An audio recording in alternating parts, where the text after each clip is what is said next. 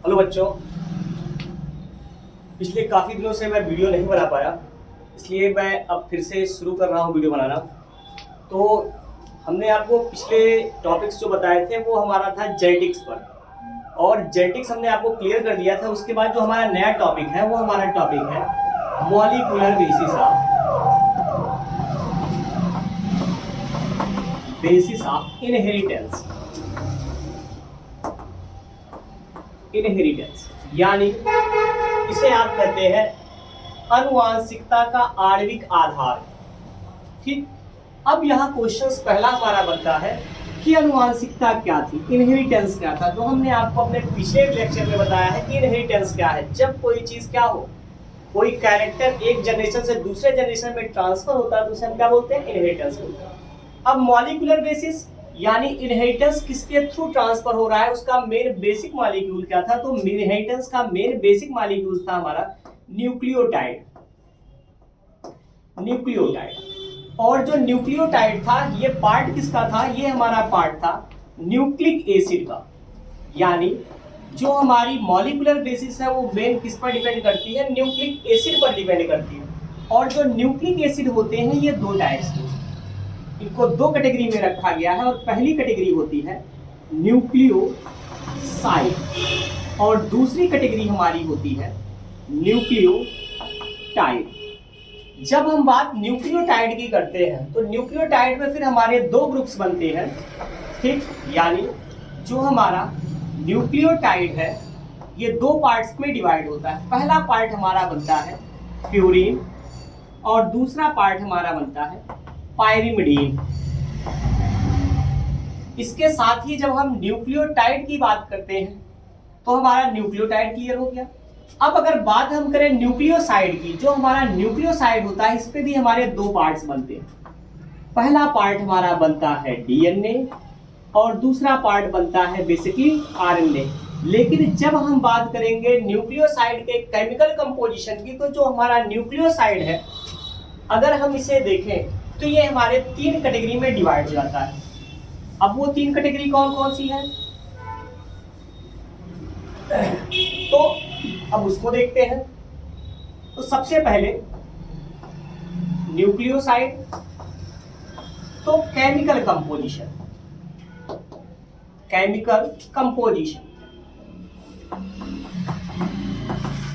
यानी जो हमारा न्यूक्लियोसाइड है इसमें कौन कौन सी चीजें पाई गई, किन चीजों से मिलकर बना हुआ है हमारा न्यूक्लियोसाइड। तो इसमें सबसे पहली चीज हमारी होती है पेंटोज सुगर, जिसे हम कहते हैं क्या, टर्म पेंटोज। पेंटा मीन्स होता है 5। ठीक, ओज जो हमारा होता है ये सफिक्स होता है इन केस ऑफ मोनोसेकेराइड।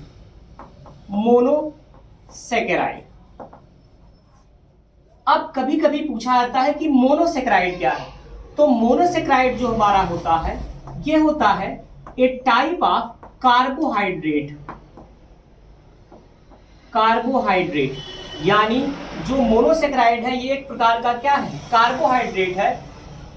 और जो कार्बोहाइड्रेट्स होते हैं ये हमारे कार्बन, हाइड्रोजन और ऑक्सीजन के क्या होते हैं, डेरिवेटिव्स मानते हैं। अब जो पेंटोज शुगर होता है इसको हम हिंदी में बोलते हैं क्या, पेंटोज शर्करा। और इसकी खासियत होती है कि इसमें नंबर ऑफ कार्बन आइटम कितने होते हैं, 5। तो ये जब भी पेंटोज शुगर टर्म आए तो यहाँ कार्बन आइटम के लिए जब भी पूछा जाता है तो ये फिक्स है कि इसमें जो कार्बन होंगे उनकी संख्या 5 ही होगी, 5 से अधिक नहीं होगी, जो कि कंटिन्यू क्या रहेगी, फिक्स रहेगी। पेंटोज शुगर जो हमारा होता है ये दो टाइप्स का होता है। पहला होता है डीऑक्सी राइबोज और दूसरा हमारा होता है राइबोज। जब हम बात डीएनए की करते हैं तो डीएनए के केस में जो हमारा पेंटोज शुगर होता है वो हमारा होता है डीऑक्सी राइबोज। और जब हम बात आरएनए की करते हैं तो यहाँ जो हमारा पेंटोज शुगर पाया जाता है वो हमारा होता है राइबोज। अब न्यूक्लियोसाइड की कंडीशंस में हम दूसरे नंबर के केमिकल कंपोजिशन की बात करते हैं। तो जो हमारा जो दूसरा केमिकल कंपोजिशन है वो हमारा होता है फिर न्यूक्लियोटाइड बॉन्ड। यानी बॉन्ड कौन कौन से पाए गए, तो हमारा दूसरा बॉन्ड अप यानी बी पॉइंट्स बॉन्ड। तो डीएनए के केस में जो हमारा बॉन्ड पाया जाता है उसमें यानी पेंटोज शुगर के केस में जो बॉन्ड है वो सबसे पहले हमारा होता है फॉस्फेट बॉन्ड। फॉस्फेट बॉन्ड, जो फॉस्फेट बॉन्ड होता है ये बेसिकली जब भी बनता है दो स्ट्रैंड के बीच में बनता है, और जो दोनों स्ट्रैंड हमारे होते हैं वो 3' और 5' स्ट्रैंड होते हैं, इसलिए इन बॉन्ड को हम 3' 5' फॉस्फो डाइएस्टर बॉन्ड भी कहते हैं। ठीक, यह बॉन्ड जब भी बनेगा कहाँ बन रहा है, हमारे स्ट्रैंड पर बन रहा है, और जो स्ट्रैंड होते हैं वो किसके बने होते हैं, तो स्ट्रैंड हमारे पेंटोज शुगर के बने होते हैं, यानी जो बॉन्ड हमारा बन रहा है वो पेंटोज शुगर और न्यूक्लियोटाइड्स को लेकर ही फॉर्म हो रहा है। थर्ड कंडीशन जो हमारी बनती है वो हमारा होता है फिर कि यानी सी पॉइंट की अगर हम बात करें तो जो हमारा सी पॉइंट होता है ये हमारा होता है न्यूक्लियोटाइड। और न्यूक्लियोटाइड अभी हमने आपको बताया कि दो टाइप्स के होते हैं, पहला हमारा है प्यूरिन और दूसरा हमारा है पायरिमिडीन। जो हमारे प्यूरिन्स और पायरिमिडीन्स न्यूक्लियोटाइड है, अगर हम इनकी बात करें तो जो हमारा प्यूरिन न्यूक्लियोटाइड है ये 6 कार्बन रिंग बियर करता है, 9 कार्बन रिंग बियर करता है, जबकि पायरिमिडीन्स जो होता है ये 6 कार्बन रिंग बियर करता है। अब जो हमारा प्यूरिन होता है ये हमारे 2 टाइप्स के होते हैं, जबकि जो पायरिमिडीन्स है पायरिमिडीन्स हमारे 3 टाइप के होते हैं। अगर हम बात प्यूरिन की करें तो प्यूरिन में हमारा काउंट होता है क्या, एडेनिन और ग्वानिन। अगर हम बात करें पायरिमिडीन की तो इसमें 3 चीजें काउंट होती हैं, कौन कौन सी, साइटोसिन, थायामिन और यूरेसिल।